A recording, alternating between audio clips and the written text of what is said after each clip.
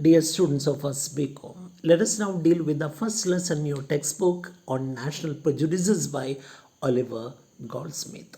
As you know, Oliver Goldsmith is an eminent Anglo-Irish writer. In this essay on national prejudices, he talks about what we generally call fanatical patriotism or blind nationalism. Let us now begin with the essay on national prejudices. Oliver Goldsmith begins his essay by talking about his personal experience of going around and meeting different kinds of people.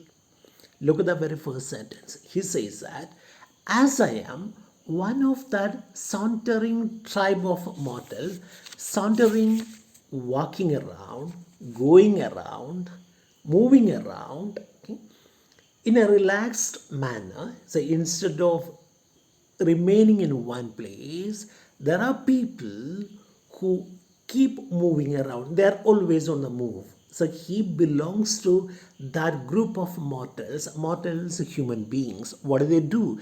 They are always on the move.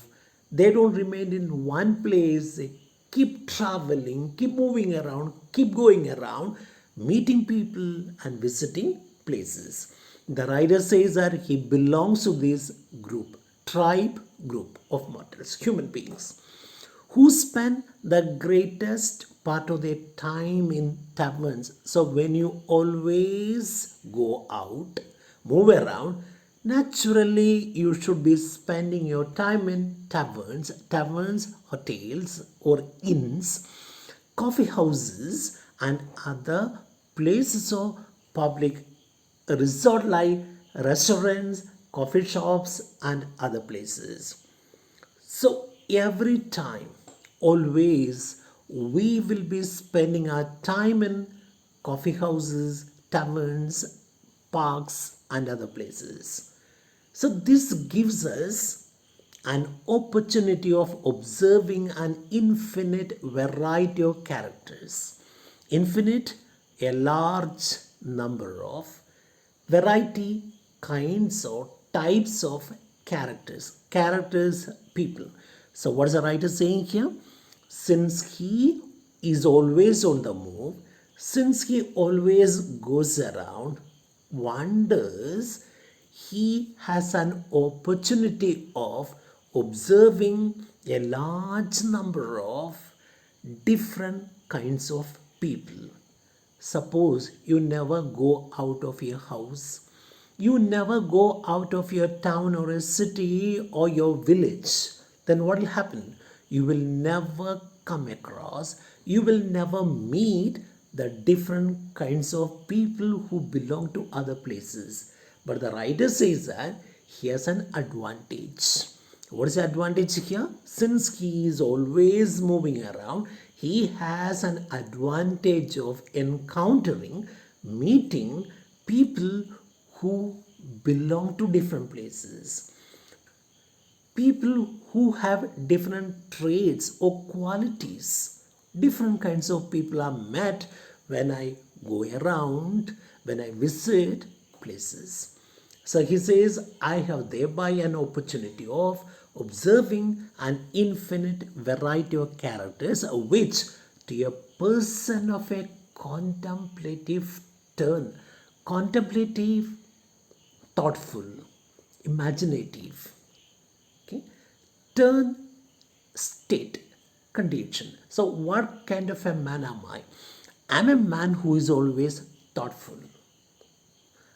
I have thereby an opportunity of observing an infinite variety of characters, which to a person of an imaginative state, contemplative, thoughtful or imaginative state, turn in state, condition.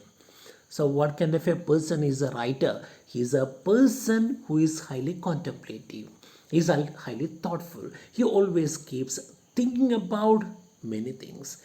He seriously thinks about other people, other cultures, other civilization. So he says that to a man like me who is always thoughtful, contemplative, meeting people of different places, people of different characters is a huge advantage.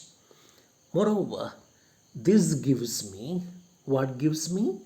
Meeting the people of different characters or variety of characters gives me, offers me a much higher enjoyment, entertainment than what the curiosities of art or nature can give us.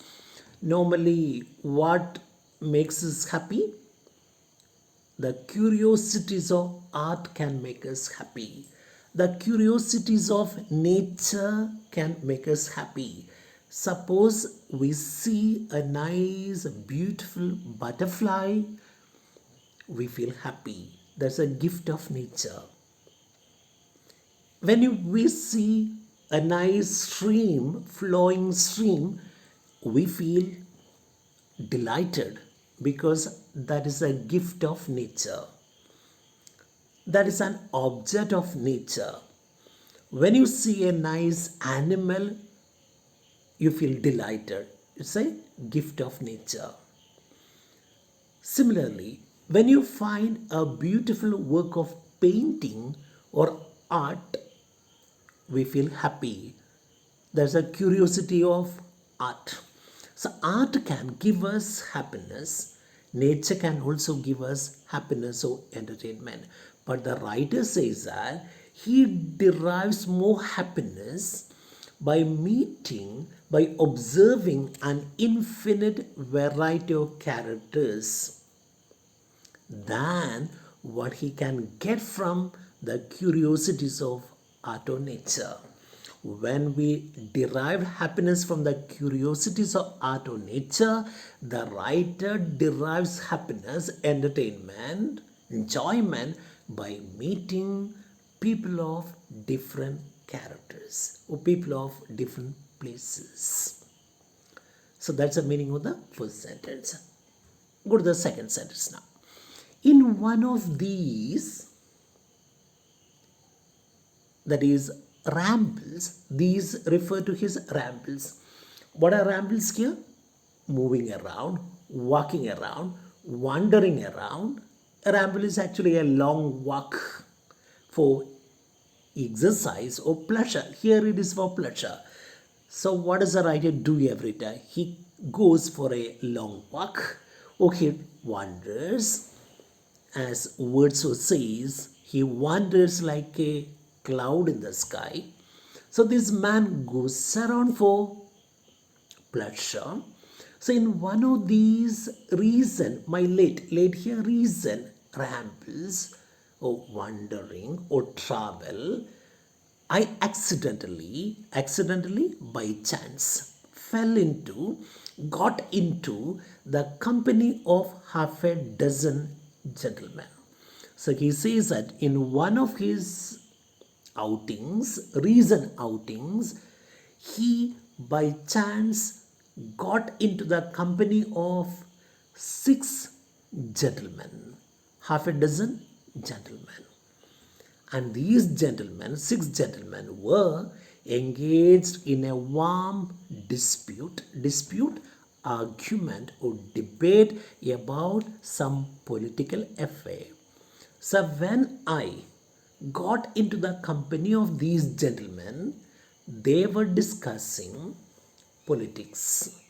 They were talking about some political affairs. I just kept on listening to what they were saying. I was just watching them. Then the decision of which, as they were equally divided in their sentiments here, views or opinions, they thought proper to refer to me. So, what did these six gentlemen do?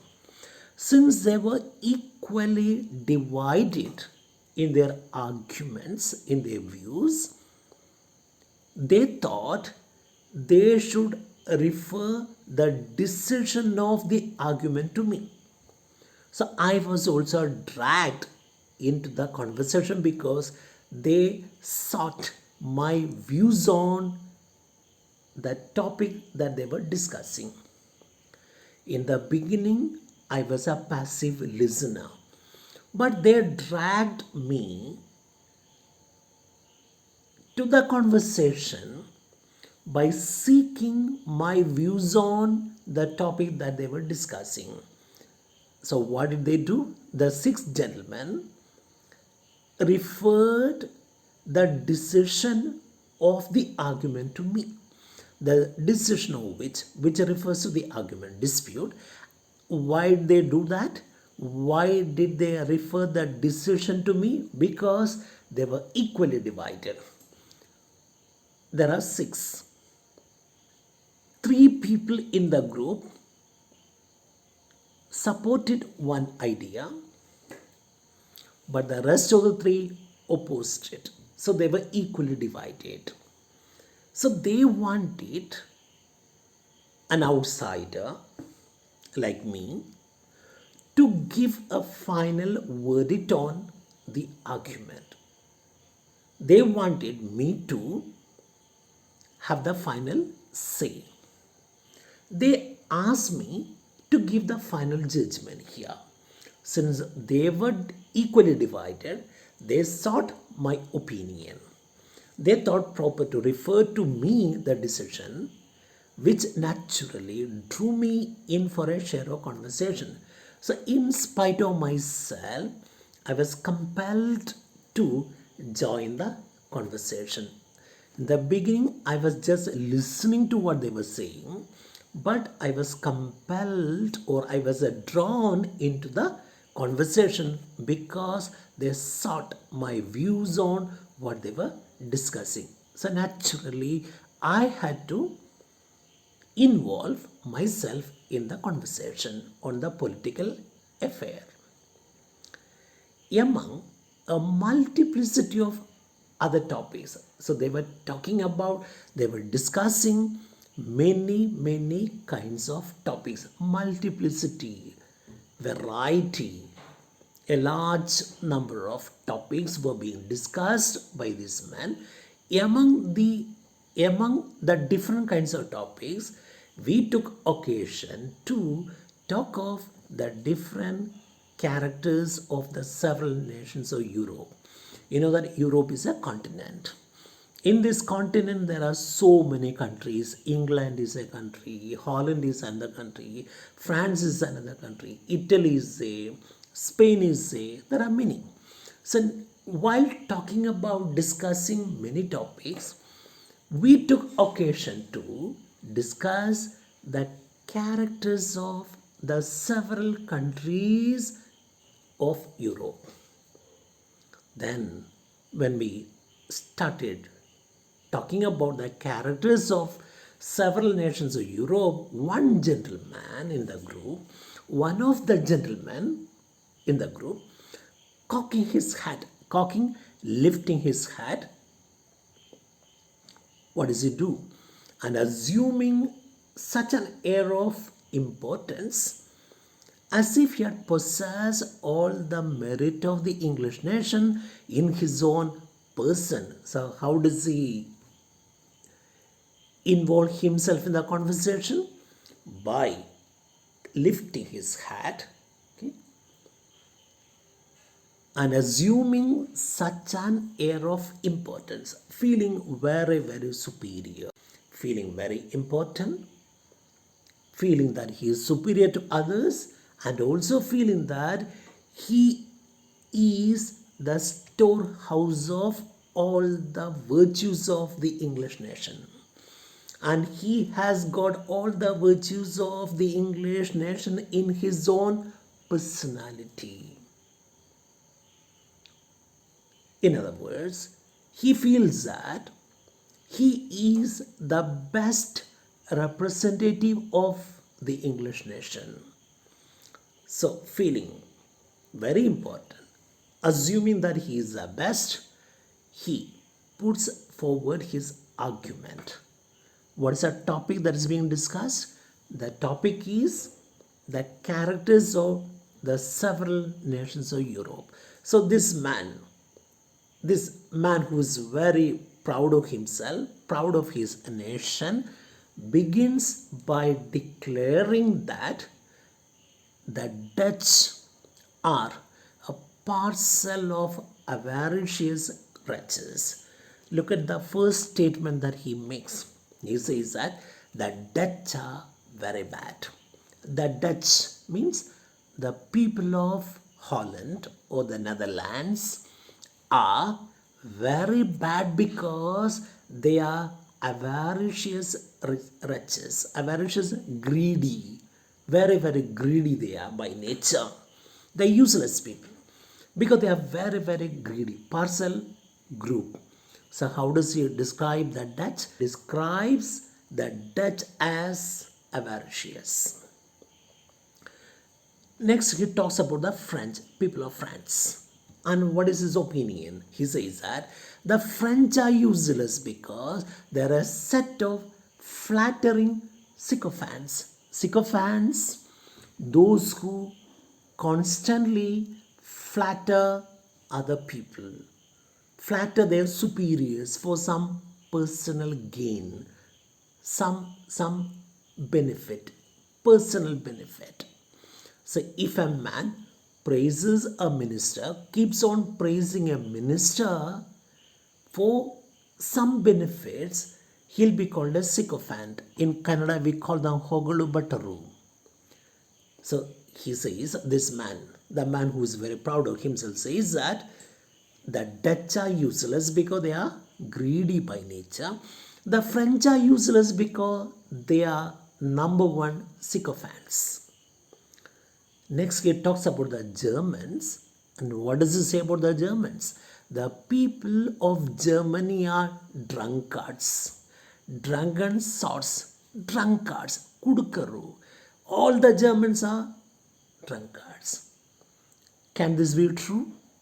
It's a generalization.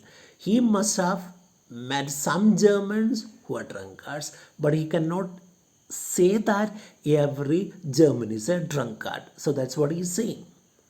The Dutch are greedy, the French are sycophants, the Germans are drunkards, and moreover, the Germans have another weakness.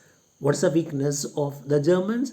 They are beastly gluttons. Gluttons are bakasura. They eat everything. So, according to this man, the Germans have two weaknesses. The Germans have two vices. What are they? The first one is they are drunkards. The second one is they are terrible gluttons. Number one, Bakasuragalu. They eat everything. Terrible gluttons. Next, he talks about the people of Spain. What does he say?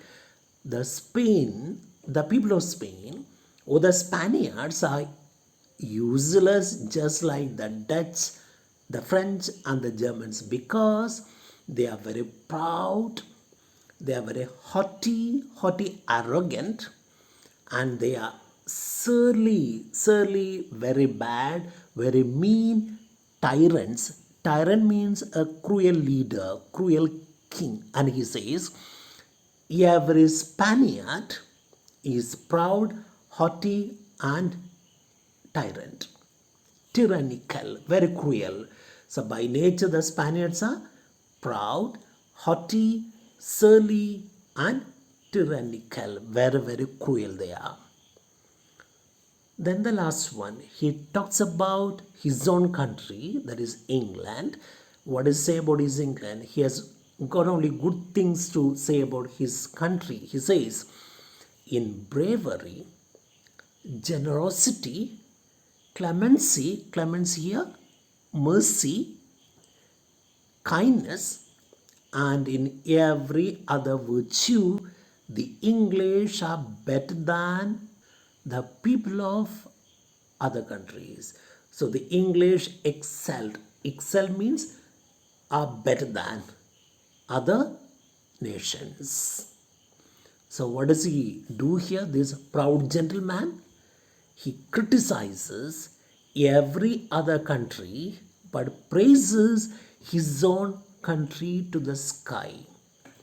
He says that his country has got only virtues, good qualities, but other countries have got vices, just vices. So he draws a contrast between his country and other countries by saying that his country stands for good and all the other European countries stand for evil. Like a Rama Ravana contrast. His country stands for Rama, other countries stand for Ravanas, good and evil. Can this be true? Never. He cannot generalize by saying that all the Dutch are greedy, all the French are sycophants, all the Germans are drunkards, all the Germans are gluttons, and all the Spaniards are haughty and surly and tyrannical. And moreover, look at him. This he praises his own country by saying that his country is known for bravery, generosity, clemency, and all the other virtues. So, if you want to see people with virtues, come to my country. If you want to know what the bad qualities are, what the vices are, go to other European countries. So he makes a contrast between his country and other countries.